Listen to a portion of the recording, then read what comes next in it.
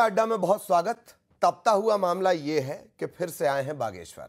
देश को हिंदू राष्ट्र का संकल्प लेकर बागेश्वर धाम के पीठाधीश्वर धीरेन्द्र कृष्ण शास्त्री एक बार फिर पदयात्रा निकालने जा रहे हैं। इस बार ये यात्रा दिल्ली से मथुरा की तरफ जाएगी। इससे पहले बाबा बागेश्वर ने मथुरा के कई साधु संतों के साथ यात्रा के बारे में चर्चा भी की। बागेश्वर का कहना यह है कि लगातार हिंदुओं के खिलाफ साजिश की जा रही है। कुछ विदेशी ताकतें भारत को खंड खंड करना चाहती हैं। ऐसे में सवाल कि आखिर ये विदेशी ताकतें कौन हैं, कौन कर रहा है हिंदुओं के खिलाफ साजिश, इस पर भी चर्चा करेंगे। पहले रिपोर्ट देखिए।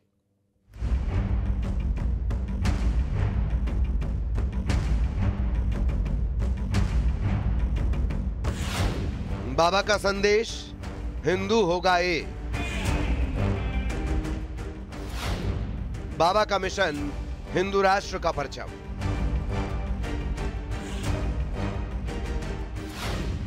दिल्ली से मथुरा, हिंदुओं की एकता। बागेश्वर धाम के पीठाधीश्वर पंडित धीरेन्द्र कृष्ण शास्त्री अक्सर अपने बयानों के कारण सुर्खियों में रहते हैं, तो वहीं दूसरी ओर उनका हिंदू राष्ट्र वाला संकल्प जारी है और इसके लिए समय समय पर अलग अलग सभाएं और यात्राएं आपने देखी ही होंगी। एक बार फिर बाबा बागेश्वर इसी संकल्प को आगे बढ़ाते हुए पदयात्रा निकालने जा रहे हैं। इस यात्रा का मकसद जहां हिंदू राष्ट्र है, तो दूसरी ओर हिंदुओं को जागरूक करना भी है। भारत को पुनः खंड खंड करने की तैयारी है। भारत में लगातार विदेशी ताकतें सक्रिय हैं। सनातनीय परंपरा पर लगातार उंगली उठाई जा रही है। यमुना जी की स्थिति देखकर, गौ माता की स्थिति देखकर, ब्रज की स्थिति देखकर और विदेशी ताकतें लव जिहाद, लैंड जिहाद, थूक जिहाद, मूत्र जिहाद के द्वारा लगातार हिंदुओं पर जो कुठाराघात हो रहा है, उस कुठाराघात को हटाने के लिए जो जातियों में विद्वेष मचा, जो जातिवाद, क्षेत्रवाद, भाषावाद मचा, उन तीनों वादों को शून्य करने के लिए, भाषावाद, क्षेत्रवाद और जातिवाद को शून्य करने के लिए हमने पुनः प्रण लिया कि अब दिल्ली से वृंदावन तक हम पुनः पैदल 140 किलोमीटर चलेंगे। इस कात्यायनी माता मंदिर से चलकर श्री धाम वृंदावन आएंगे। बांके बिहारी के दर्शन करके यमुना महारानी के क्षेत्र में पदयात्रा को विराम देंगे। बाबा बागेश्वर ने यात्रा का ऐलान कर दिया है। दूसरी ओर इस यात्रा के जरिए हिंदुओं को एक बार फिर एकजुट करने निकले हैं। फिलहाल देखना होगा कि बाबा की ये यात्रा कितना कमाल करती है। Bureau report, news 18। तो बाबा का ये मिशन और एक बार फिर हिंदू एकता यात्रा, सनातन को लेकर उनकी चिंता पदयात्रा की शक्ल में फिर से सामने आएगी। बाबा बागेश्वर यात्रा क्यों निकाल रहे हैं वो आप देख रहे हैं। हिंदुओं को एकजुट करना चाह रहे हैं। उन्होंने बताया है कि हिंदू खतरे में है और भारत खंड खंड होने वाला है। ये तमाम बातें आपने सुनी। और क्या उनकी पदयात्रा रहने वाली है 7 तारीख से। इससे पहले भी वो पदयात्रा कर चुके हैं और अब एक बार फिर पदयात्रा करने जा रहे हैं। यमुना नदी की सफाई की मांग करेंगे। इससे पहले भी कई बार ये मांग हो चुकी है। गौ हत्या को बंद करने की मांग करेंगे। इस पर पूरे देश में अलग अलग रिएक्शन आने लगते हैं। धर्मांतरण के खिलाफ जागरूकता की वो बात करेंगे। ज़्यादातर राज्यों ने कानून बना लिया है, कम से कम कानून तो बना ही लिया है। और हिंदू राष्ट्र बनाने की वो बात करेंगे, जैसे कि वो पहले भी कहते आए हैं। भारत, हम भारत के लोग, संविधान की प्रस्तावना में लिखा भी है, धर्मनिरपेक्ष स्पेशली कोर्ट है वो। तो बाबा बागेश्वर एक बड़ी जो बात कि जातिवाद को खत्म करना, इसको लेकर भी वो लगातार इनिशिएटिव लेते रहे हैं। आपसी भेदभाव खत्म हो, इस तरह की ये यात्रा है। यात्रा के दौरान जो बातें निकल कर आएंगी या बाबा जिन पर फोकस करेंगे, वो एक तरफ आप ग्राफिक्स में चलते हुए देख रहे हैं। इससे पहले भी बाबा बागेश्वर कई वजहों से चर्चाओं में रहते हैं और देखी होंगी आपने तस्वीरें। बुलेट वगैरह भी अच्छी चला लेते हैं। बाबा भी चर्चा में रहते हैं, उनके भाई भी चर्चा में रहते हैं, सालिग्राम। तो बाबा एक बार फिर यात्रा निकालने जा रहे हैं, बाबा बागेश्वर। इस बार यात्रा दिल्ली से मथुरा की तरफ जाएगी। कई साधु संतों से पहले ही चर्चा कर चुके हैं। हिंदुओं के खिलाफ साजिश हो रही है। विदेशी ताकतें भारत को खंड खंड करना चाह रही हैं। तो कौन है ये विदेशी ताकतें भाई? कौन कर रहा है हिंदुओं के खिलाफ साजिश? तो कई खास मेहमान हमारे साथ जुड़ेंगे, उनसे आपका तारुफ भी करवाएंगे, लेकिन इस वक्त शैलेशानंद गिरी, आप महामंडलेश्वर हैं, वो हमारे साथ जुड़े हुए हैं उज्जैन से। गिरी साहब, बहुत बहुत स्वागत। और भी लोग हमारे साथ जुड़ेंगे। बाबा बागेश्वर फिर से एक पदयात्रा निकालने जा रहे हैं और बहुत सारी बातें कि हिंदुओं की एकजुटता, विदेशी ताकतें भारत को कमजोर करने की कोशिश कर रही हैं। जी, आपका रिएक्शन शैलेशानंद जी। देखिए, एक बात समझना होगी, यात्राओं का बड़ा बृहद इतिहास रहा है।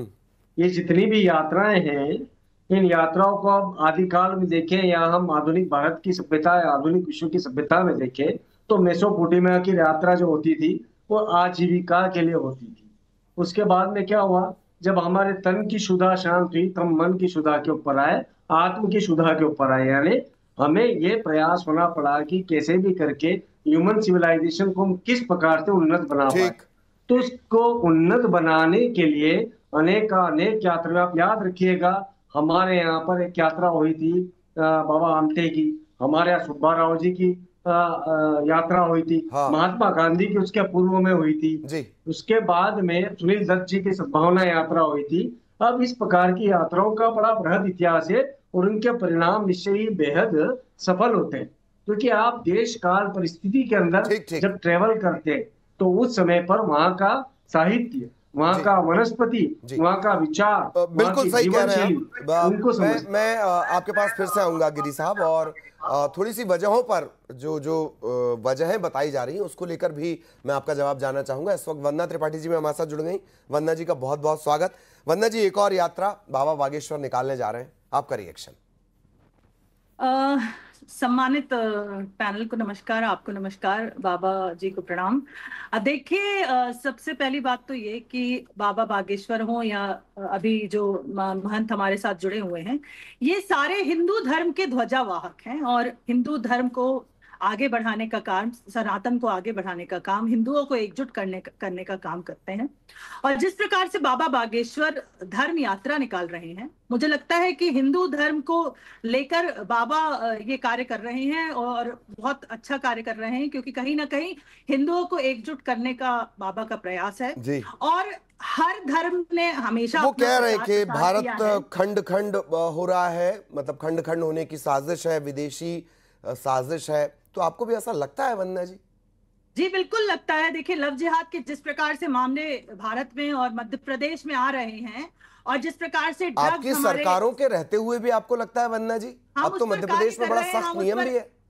देखिए, हम उस पर कार्य भी कर रहे हैं, उस पर कानून भी बनाया हुआ है, लेकिन अगर कोई असामाजिक तत्व या लोग हमारी बेटियों का धर्मांतरण कराएंगे लव जिहाद के माध्यम से, उन्हें बहला फुसला कर ड्रग्स एडिक्ट बनाएंगे या ड्रग्स का कारोबार हमारे देश में चलाएंगे, तो हमारी सरकारें तो सदैव उसके लिए सजगता के साथ कानून भी बनाती हैं, उस पर कार्यवाही भी करती हैं। लेकिन जिस प्रकार से हमारे धर्म गुरु हमारे आज की युवा पीढ़ी को, खास करके युवा पीढ़ी इसलिए मैं कोट करूंगी क्योंकि युवा पीढ़ी को जिस प्रकार से धर्म की शिक्षा, धर्म का ज्ञान और सनातन का ज्ञान देने के लिए इस प्रकार की यात्राएं, इस प्रकार के आयोजन करते हैं, उनके लिए उनका बार बार साधुवाद, बार बार कोटि कोटि नमन। क्योंकि हमारे भारत देश में जिस प्रकार से आजकल लव जिहाद के केस आ रहे हैं, तो ये कोई एक आश्चर्य नहीं है या कोई कोइंसिडेंट नहीं है।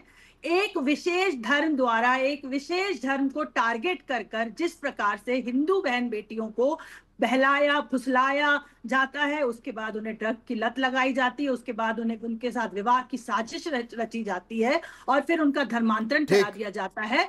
तो ये जो प्रयास चल रहे हैं, तो जितने भी सनातन धर्मावलंबी हैं, मुझे लगता है कि उनको बिल्कुल सामने आना चाहिए और उनको बिल्कुल इस चीज को रोकना चाहिए। मैंने तो वही पूछा ना कि प्रयास चल क्यों रहे भाई? पिछली बार ही स्वर्णिम मध्य प्रदेश बन गया था। मैं आ रहा हूं आपके पास, वंदना जी आ रहा हूं आपके पास। शैलेशानंद जी, एक बात तो है, उनके में अभी सारे हम दिखा रहे थे कि क्या क्या उनकी यात्रा का फोकस रहेगा। जिक्र उन्होंने जातिवाद का किया है और चुनाव हम लगातार देखते ही हैं। एक नेता तो हमेशा ये कह रहे थे, मतलब कहते थे, अब तो वो नहीं है, कि जाति कभी नहीं जाती। जातिवाद को लेकर लगातार वो इनिशिएटिव ले रहे हैं। शैलेशानंद जी प्लीज। देखिए, एक अच्छा विषय है, वो उसको उठा रहे हैं, किंतु मेरा ऐसा मानना है कि इन विषयों को राजनीतिक प्रभाव से नहीं उठाना चाहिए और मैं उनसे अपेक्षा रखूंगा कि वे कई सारे मुद्दों के ऊपर बात करें। आज हम प्राकृतिक विपदाओं को झेल रहे हैं, वो प्राकृतिक विपदाओं को झेलने का स्थान हमारे हिंदू आस्था के स्थल है। उसका कारण समझिए, हम हमारे हिंदू स्थलों को पर्यटन का केंद्र बना देंगे तो फिर हमारा हिंदुत्व कैसे बचाएंगे, हमारी पूजा पद्धति को कैसे बचाएंगे। तो मैं कई सारे विषयों के ऊपर उनके साथ में चर्चा करने के लिए आतुर रहता हूँ, उनके जैसे कई लोगों के साथ में। हाँ। जातिवाद जो है उसको वर्ण व्यवस्था से भेद करने का जो एक षड्यंत्र रचा गया था, वो मध्यकाल के अंदर रचा गया था। उसका प्रभाव आज तक चिरस्थायी राजनीतिज्ञों के कारण है। हाँ। ये किसी साधु संत के कारण, आम जनता के कारण नहीं है, ये सिर्फ और सिर्फ राजनीतिज्ञों के कारण है। बाबा बागेश्वर को चाहिए कि संकल्प करवाए पक्ष और विपक्ष से स्पष्ट रूप से कि हम जातिगत जो आरक्षण है उसको समाप्त कर देंगे। हम बात करेंगे सिर्फ और सिर्फ हमारी आवश्यकताओं की, मतलब रोटी कपड़ा मकान शिक्षा चिकित्सा की, जो इससे वंचित है। नहीं, जाहिर तौर पर कम से कम पेशाब कांड जैसी खबर तो ना दिखानी पड़े। मैं आऊंगा सर आपके पास। संदीप त्रिपाठी जी, बहुत स्वागत, कांग्रेस की विचारधारा के आप समर्थक हैं। संदीप जी, एक यात्रा निकल रही है, बाबा बागेश्वर एक यात्रा निकाल रहे हैं और बहुत सारे उनके फोकस हैं, आपका रिएक्शन? देखिए बाबा पहली बात तो बाबा इनको कहना ही मुझे लगता है कि बाबा का अपमान होगा। कैलाश जो है अभी गिरी जी है, इनका सम्मान है, ये जो है संन्यास आश्रम में है और 100 बार प्रणाम है। अगर एक बार मुझे या हमारी पार्टी को क्रिटिसाइज करे तब भी प्रणाम है। लेकिन ये जो है धीरेन्द्र शास्त्री जैसे धर्म व्यापारी जो धर्म को धंधा बना लिए हैं, इनका कतई सम्मान नहीं कर सकते। इनका सिर्फ और सिर्फ ये है कि दुकानदारी डाउन हो गई होगी तो उस दुकानदारी को कैसे बढ़ाना है और आगे लेके जाना है, सिर्फ और सिर्फ इनका एक उद्देश्य है। एक बात आप समझिए, अगर इनका ये उद्देश्य नहीं होता, मोदी जी अभी कैंसर हॉस्पिटल डाल रहे हैं धीरेन्द्र शास्त्री, अभी ये कोई कहेगा कि बहुत बढ़िया है भाई, बहुत अच्छा काम कर रहे हैं। भाई बाबा जी, आपका काम, अगर आप कहते हैं कि बाबा है, संन्यास लीजिए, बाबा बनिए और धर्म का प्रचार करिए। ये हॉस्पिटल चलाना आपका काम नहीं है। तो प्रचार कर रहे हैं। अब सुन लीजिए, धर्म का ही तो प्रचार कर रहे हैं। में क्या सुन लीजिए प्लीज, हमने इसीलिए पहले हॉस्पिटल का नाम ले लिया। अब रिक्वेस्ट है, मेरी बात आने दीजिए।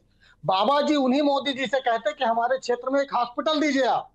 बाबा जी, मोदी जी उनके हैं या मित्र हैं या गुरु हैं या जो भी है, फाइनेंसर है, उनसे कहते कि सरकार आपकी, आप हमारे अगर अनुयायी हैं तो आप हमारे यहाँ गढ़ा में एक कैंसर हॉस्पिटल बनाइए।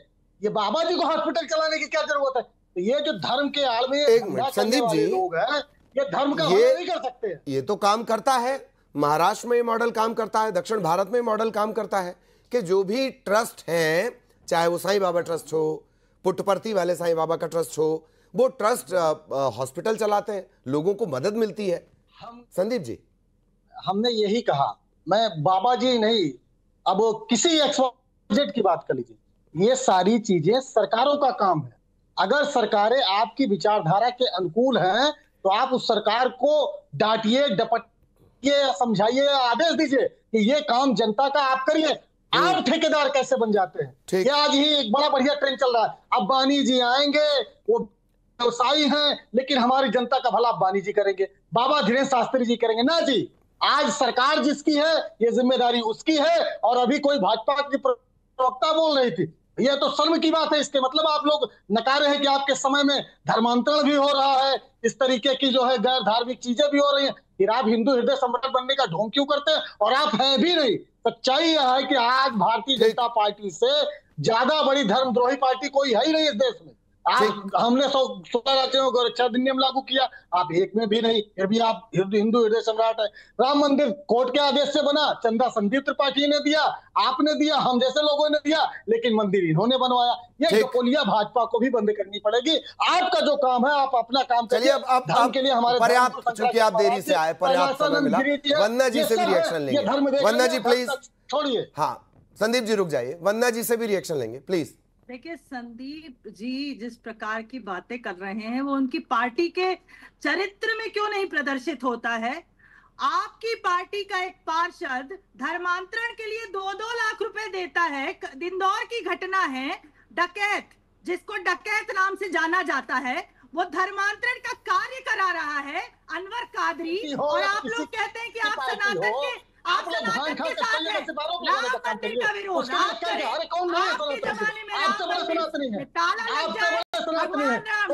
राज्यों में लागू किया, आप बताइए, एक नाम बताइए। हमने गंगा नदी को राष्ट्रीय नदी घोषित किया, आप एक नाम बताइए। आप गाय को राष्ट्रीय माता घोषित कर दीजिए ना।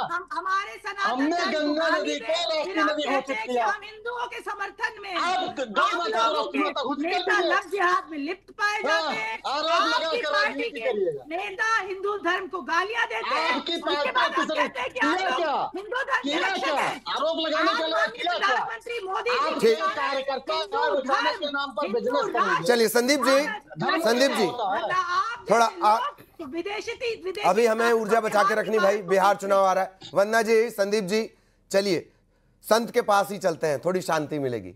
गिरीश साहब मैं आपके पास आना चाह रहा हूँ। शैलेशानंद जी, शोर आप लगातार सुन ही रहे हैं। खैर मैं ये समझना चाह रहा हूँ कि क्या वाकई धर्म और राजनीति इतना मिक्स हो गए, इतने गड्ढमड हो गए कि कभी कभी आपके शब्दों में भी चिंता नजर आती है?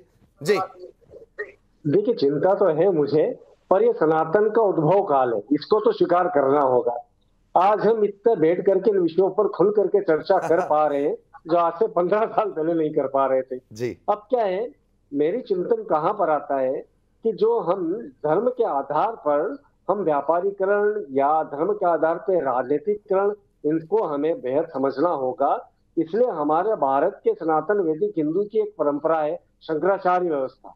मैं पुनः दोहरा रहा हूँ, शंकराचार्य व्यवस्था, उसको हमें समझना होगा और समझाना होगा। आज जितने शंकराचार्य हैं, आचार्य हैं, हम जैसे महामंडलेश्वर हैं, महंत है, महंत श्री है, इन व्यवस्थाओं के बाहर कथाकारों ने अपनी एक नई व्यथा प्रलाप करना। लेकिन हम तो कथावाचक व्यवस्था में जा रहे हैं ना शैलेशानंद जी।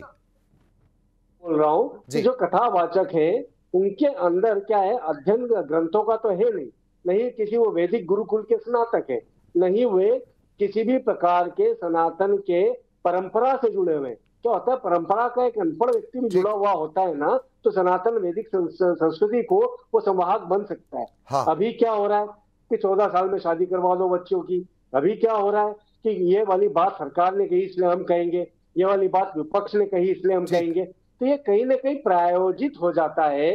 मैं इस प्रायोजन के खिलाफ हूँ। नैसर्गिकता इसके अंदर खत्म है। हाँ। तो हम नैसर्गिकता को कहीं ना कहीं उद्भव लाए, उसको ऊंचा उठाए। जी जी जी। हाँ संदीप जी, आप कुछ कहना चाह रहे हैं, प्लीज। Ji sir. महाराज जी, अभी आपने कहा कि अभी सनातन का उद्भव काल है, लेकिन महाराज जी बड़ी विनम्रता से हाथ जोड़ के मैं ये जानना चाहता हूं कि रामचरितमानस से लेकर जितने भी आज हमारे धर्म ग्रंथ हैं जो हिंदी रूपांतरित हैं, वो किस काल में लिखे गए, कब लिखे गए? वो तो मुगलों के समय लिखे गए, सब 1600 ईस्वी 1500 से लेकर 1600 ईस्वी से लेकर सब जो भक्तकाल आंदोलन चला, क्या उससे बड़ा आज का समय में आंदोलन है? आज सच्चाई यह है कि उसके नाम पर लोग व्यवसाय कर रहे हैं। ये शास्त्री हो या फला कथावाचक हो, कोई माला बेच रहा है, कोई कंठी बेच रहा है, कोई किताब बेच रहा है, कोई धर्म बेच रहा है, कोई प्लॉट बेच रहा है, और कोई भाजपा के नाम पर राजनीति बेच रहा है। ये धर्म व्यापारी या भाजपा ही एक है। ठीक, ये धर्म व्यापारी मैं आपका रिएक्शन लूंगा। आ रहा हूँ ये धर्म, अरे आप सारे सवाल आपसे होंगे, पर शैलेशानंद जी से सवाल पूछा गया है। जी महाराज जी, बहुत शॉर्ट में रिएक्शन, फिर मैं जाऊंगा वंदना जी के पास, प्लीज। ध्यान रखिएगा, मैंने इसको उद्भव काल क्यों कहा। एक सेचुरेशन पीरियड आया था, मध्यकाल के बाद में एक सतत सह प्रवाह आया था। आज वो अच्छाई के रूप में हो या बुराई के रूप में हो, हम श्री कृष्ण की जन्माष्टमी के बाद में भी हम इतनी सारी चर्चा मध्य प्रदेश में करते रहे क्योंकि ये कह दिया गया कि माखन चोर, उनको क्यों कहा। वो पक्ष हो या विपक्ष हो, हम चर्चा किस विषय की कर रहे हैं यह हमें देखना होगा। इतनी व्यापक चर्चाओं का होना ही इसको उद्भव कहते हैं। यानी कोई बीज का प्रस्फुटन होता है ना, तो उस समय पर ऐसा वातावरण होता है। मैं किसी पक्ष या विपक्ष के पक्ष में नहीं हूं, नहीं विपक्ष में हूं, किंतु एक बात स्पष्ट रखिएगा कि जब सनातन वैदिक ग्रंथों की चर्चा प्रारंभ हो जाए, उनके ऊपर विवाद, वाद, शास्त्रार्थ प्रारंभ हो जाए, तो समझ लीजिएगा उस समय पर उसका चिंतन का काल चालू हो गया, उसके इम्प्लीमेंटेशन का काल आना बाकी है। तो मुझे लगता है उद्भव काल है। जी इस वजह से आपने उद्भव काल शब्द का जिक्र किया। अब वंदना जी प्लीज, आप कुछ कह रही थी। देखिए, आज हम जन्माष्टमी मनाते हैं, आज हम राम मंदिर में जाकर राम भगवान के दर्शन करते हैं, आज हमारे धर्म स्थान सुरक्षित है, किसी भी प्रकार के बम ब्लास्ट या किसी प्रकार की इस प्रकार की घटना, आतंकवादी घटना हमारे तीर्थ स्थानों में सुनाई नहीं देती। ये सारी चीजें, और आज हम वैदिक घड़ी की बात करते हैं, वेदों की बात करते हैं, शास्त्रों की बात करते हैं, गीता की बात करते हैं, गीता भवन की बात करते हैं, सांदीपनी आश्रम की बात करते हैं, महाकाल लोक की बात करते हैं, ओंकारेश्वर लोक की बात करते हैं, अमरकंटक में लोक की बात करते हैं, नर्मदा मैया की बात करते हैं, गंगा मैया की बात करते हैं। तो महाकाल लोक में ना आपने बात याद दिला दी, महाकाल लोक में तीसरी बार मूर्तियां बदल रही हैं। 30 किलोमीटर प्रति घंटे की रफ्तार की हवा नहीं झेल पाई वो पहली बार की मूर्तियां। मैं संदीप जी आपके पास आना चाह रहा हूं, एड ऑन में ये भी कर रहा हूं कि कमलनाथ जी ने जब बाबा बागेश्वर को बुलाया होगा तो वो आस्था थी या राजनीति? संदीप जी प्लीज। वो विशुद्ध राजनीति थी सर। मैं छतरपुर जो है प्रचार के लिए गया था जब राम सिया भारती जी चुनाव लड़ रही थी, तो छतरपुर मेरा जाना हुआ और उस आश्रम में भी जाना हुआ जहां कथित रूप से ये कहा जाता है कि उस गुरुकुल में 2 साल जो है भीमकुंड आश्रम के गुरु जी है शंकराचार्य महाराज जी, वो परम जो है मैं उनके यहाँ आता जाता रहता हूँ। तो जो सच्चाई ये है सर कि धर्म का कोई भी राजनीतिकरण करता है। मैं अपनी पार्टी या XYZ किसी पार्टी की अगर बात करूं, किसी भी रूप में अगर किसी भी धर्म का अगर ठीक उपयोग हो रहा है तो मैं ये कहता हूं कि वो समाज के लिए हानिकारक है, पहली चीज। दूसरी बात, भारतीय जनता पार्टी बिल्कुल, मैं ये कहूंगा भी जैसे आपने कहा 30 किलो की रफ्तार नहीं झेल पाया, आपने कॉरिडोर बनाया, काशी कॉरिडोर। आज सुलभ दर्शन के नाम पर जजिया कर अगर लगता था मुगलों के समय में, तो आप 300 रुपए सुलभ दर्शन के नाम पर ले लीजिएगा। आज जो है उज्जैन में सारी आरतियों से लेके सब कुछ आप बेचने लगे, तो आपको धर्म व्यापारी न कहा जाए तो क्या कहा जाए? अगर जो धर्म की व्यवस्था थी, वो जो हमारे सनातन परंपरा थी, उस परंपरा से आप चलने देते। आप जो पुजारी है, अभी देखिए आप मथुरा में कब्जा के लिए नजरअंदाज नहीं कर सकते। हमारे मथुरा भक्त पहुंच रहे हैं, महाकाल लोक की चर्चा हो रही है, भक्त कम से कम पहुंच रहा है ना सर। अब पिकनिक मनाने भी तो लोग जाते हैं ना सर। आप किस रूप में जा रहे हैं, ये है ना विषय ये है कि आप धर्म को धर्म के दृष्टि देख रहे हैं या सिर्फ आप जो है दो चीजें हमारे नहीं, आप महाकाल लोक नहीं, मेरी बात सुनिए, मैं आपको रोक रहा हूं, पर्याप्त वक्त हुआ। महाकाल लोक को जो चढ़ावा मिला है, मैं सिर्फ महाकाल लोक की बात नहीं कर रहा हूं, मैं तमाम जगहों की बात कर रहा हूं। उस चढ़ावे को भी आप देखिए, पिकनिक मनाने वाला चढ़ावा क्यों चढ़ाएगा जी? बहुत धन्यवाद, वक्त मेरे पास कम है, प्लीज चर्चा तो मैं भी चाह रहा हूं आगे तक और की जाए, लेकिन वक्त इतना ही। बहुत बहुत धन्यवाद आप सभी का हमारे साथ जुड़ने के लिए।